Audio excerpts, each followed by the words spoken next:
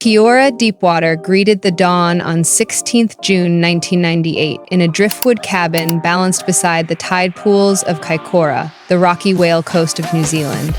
While the first light touched snow on the seaward, Kikora's her mother, a touring patia jazz trumpeter who tucks sprigs of wild kawakawa into her trumpet case, worked a soft chromatic scale that fluttered across the freshborn's cheeks. Her father, a coastal rescue diver who sketches sperm whale routes in the corners of his logbooks, bent low so their noses brushed and promised his daughter the Pacific shifts to accommodate anyone who keeps her stance wide and refuses to shrink.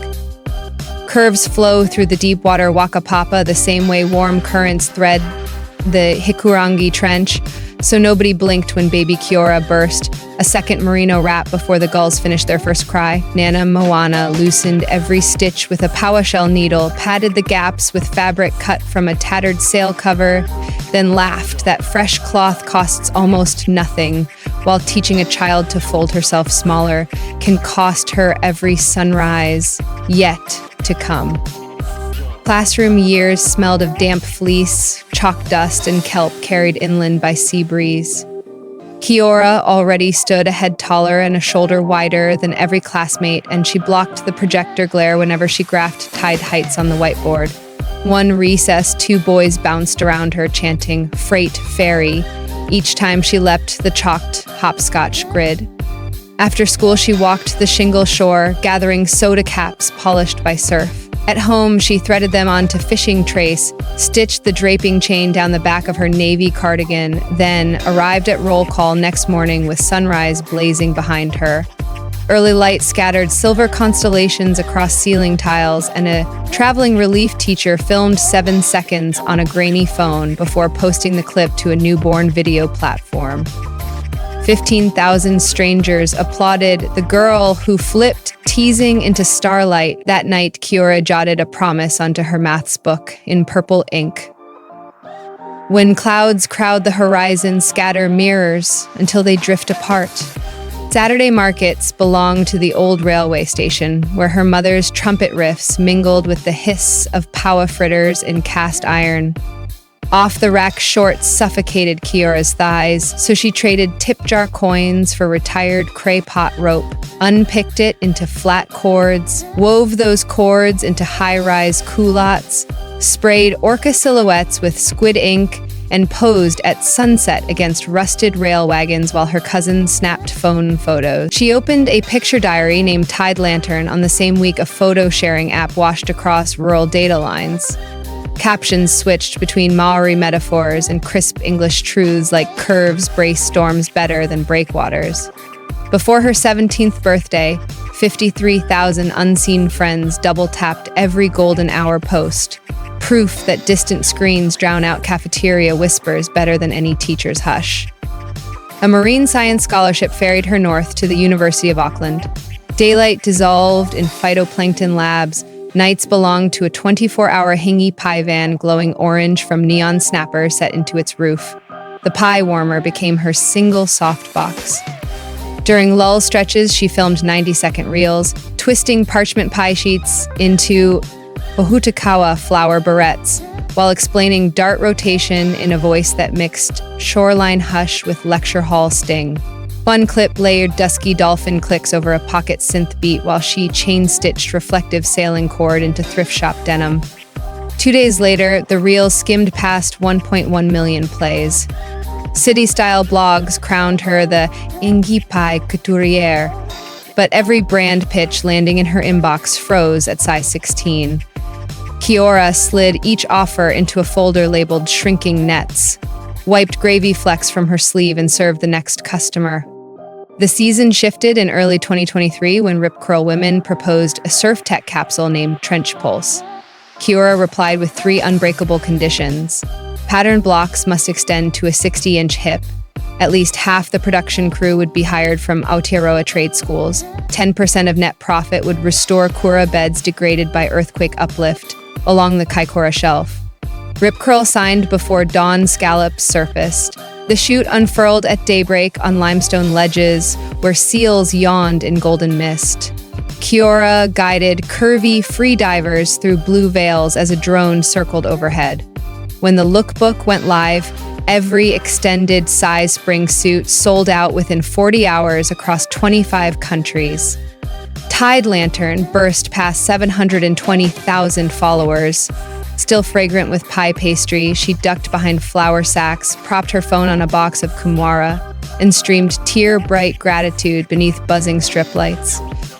This is your first open channel reminder. If that sale surge already lifts your chest, press subscribe now. A single gentle tap is free, and it guarantees each new swell of stories reaches your home shore before the algorithm's tide changes direction. Spotlight Shimmer invited rumor albatrosses. A gossip vlog claimed Kiora cinched her waist in carbon plates between surf shots.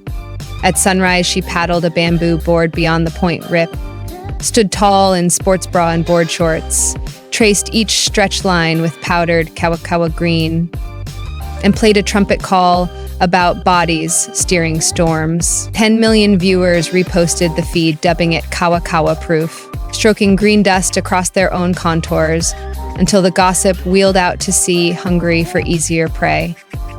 Night van wages braided with capsule royalties to birth Deepwater Glow, a whipped body custard blending manuka honey butter, sea lettuce oil, and tiny mica flecks that flash pearl under phone flash. Kiora poured 19,000 tins inside her father's boathouse, among hanging dive suits, tied every lid with braided cray pot rope, tucked a tag reading "Moisturize Your Horizon," and watched the batch vanish in 86 minutes, drawing in $190,000.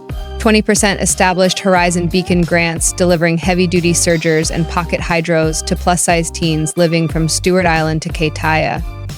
9 months later, 36 grant recipients staged a drifting fashion and sea sound pageant aboard an eco-catamaran trimmed with LED power shells. Live-streamed before breakfast shows from Sydney to Seattle. Wellington Fashion Week scribbled fresh folklore when a stage air cannon shredded Kiora's emerald mesh gown from rib to knee 90 seconds before curtain call.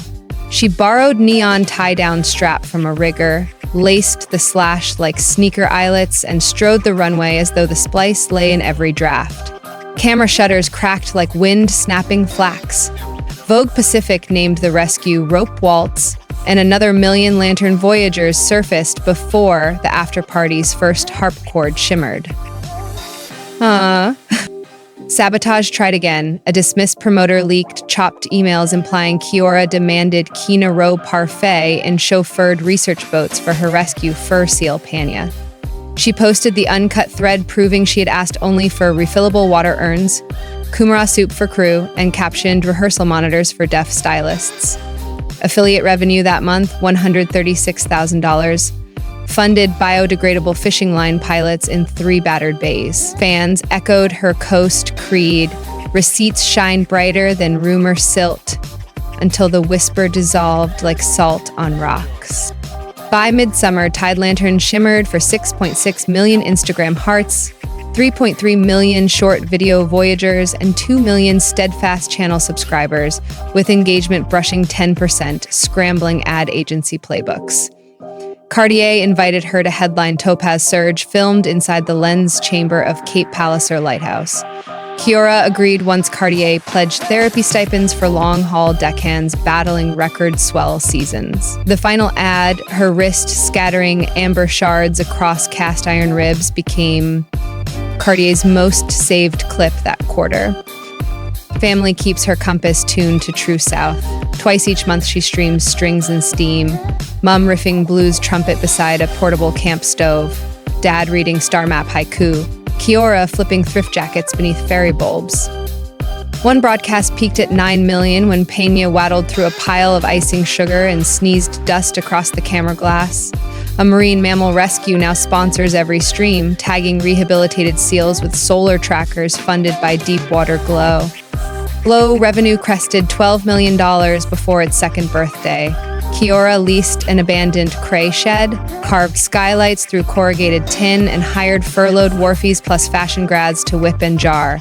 Every tin closes with a rope knot pulled during midday stretch dances. Efficiency consultants begged for heat seals, but she recited her mother's stage oath. Fingertips keep legends long after machines forget, and the knots remain human. She threads mental wellness truth through every upload, pairing cliff edge portraits with Pi van selfies captioned "Same swell, different weather." Breath tracks recorded in sea caves, printable reframing sheets in English and Tereo Maori, and half-price therapy links ripple across her feed. 104,000 users have enrolled, many calling her lagoon clear honesty their first safe cove. Community rides glow under crushed shell paint. Hundreds of cyclists cruise the foreshore at dusk, wearing Deepwater glow on collarbones and LED kelp tails on spokes. Ticket profit deepens beacon grants and funds wheelchair snorkel decks at rocky bays. Fish and chip shops keep fryers sizzling late on ride nights because hokey sales leap 15%. Kiora pedals a retro cruiser with Panya plush bungie corded to the basket, breaking whenever a shoelace trails or reflector strap loosens. A memoir titled Currents Keep Names is done with edits and sails into 11 languages next winter, while a streaming crew trails her quest to convert retired marine buoys into floating maker studios for remote Kura Kaupapa. Puma's wide-toe wave lantern sneakers launch next quarter, stitched with reflective rope laces and cushioned by algae foam, routing 10% of profit into beacon programs across the Pacific Rim. This is your second invitation. If you are still watching without hitting subscribe, tilt the screen a little, feel that nudge, and press the icon so the next rolling tide reaches you first. After this story ends, glide into the description. Waiting, there are fresh Deepwater Glow restocks, the quick link for Beacon grant applications, tonight's Strings and Steam playlist, and a quiet compass, a research-backed guide brimming with approachable conversation anchors and gentle confidence rituals that help spark genuine connection and invite the woman you admire to see dawn shimmer in your smile. The ocean of affection is broad, yet that chart never mispoints.